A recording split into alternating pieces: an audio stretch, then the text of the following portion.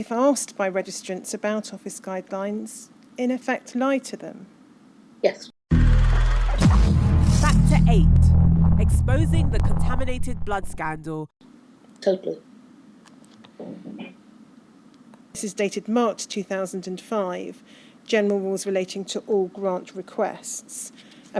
Again, we see the heading, these guidelines are confidential. And then it says this: because of the various factors that need to be taken into account, as far as registrants are concerned, there are no longer any office guidelines.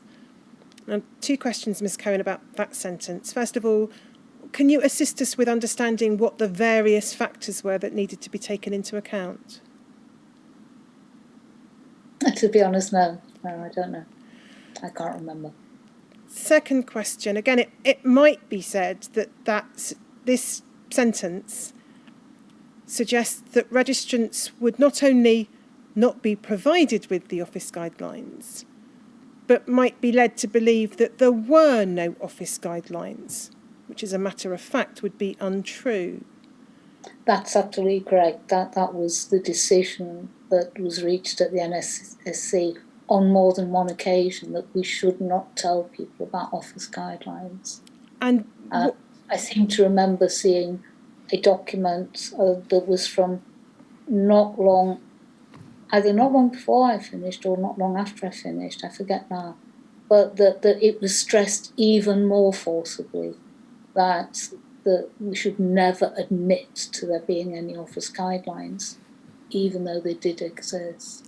I found it incredibly frustrating that we would go to things like a partnership meeting, and the chair and the chief exec would assure registrants that they would be sent copies of the guidelines for grants, and then another meeting would say, no, we're not going to do it.